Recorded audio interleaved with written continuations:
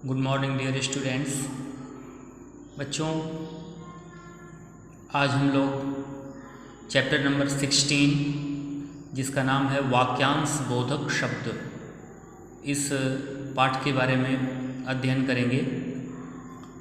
One word for a group of words, अर्थात वाक्य के एक अंश के लिए एक शब्द बनाना। अर्थात वाक्य का एक अंश जिसके भाव को हम एक शब्दों में कैसे लिख सकते हैं। तो आप अपनी पाठ्य पुस्तक में देखें, उसमें लिखा हुआ है कि बहुत से शब्दों को जब एक शब्द में अभिव्यक्त किया जाता है तो भाषा संक्षिप्त, चुस्त और प्रभावशाली बनती है।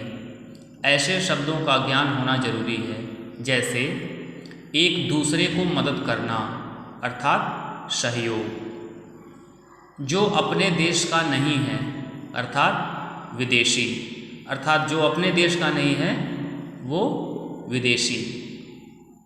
अब नीचे कुछ वाक्यांश लिखे गए हैं, अर्थात वो पूरे वाक्य नहीं है, वाक्य का अंश मात्र हैं और उन वाक्यांशों के लिए एक शब्द बनाए गए हैं। जैसे आप अपने पुस्तक में देख सकते हैं, चित्र बनाने की कला।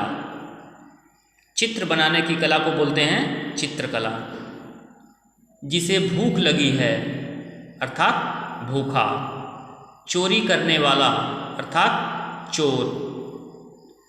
जिसकी आत्मा महान हो अर्थात महात्मा। महान आत्मा वाला, यहाँ पर ऐसे भी हो सकता है कि महान आत्मा वाला व्यक्ति वो महात्मा कहलाएगा।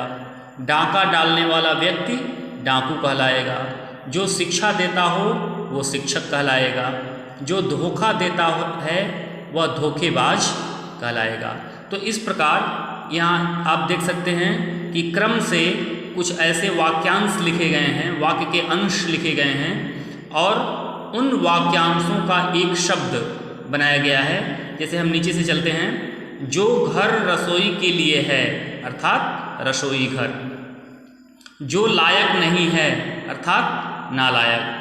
तो इससे यह स्पष्ट होता है कि वाक्यांश के लिए एक शब्द जो उस पूरे वाक्यांश के भाव को अपने अंदर समेटे हुए है, तो ऐसे एक शब्द को हम बोलते हैं वाक्यांश बोधक शब्द।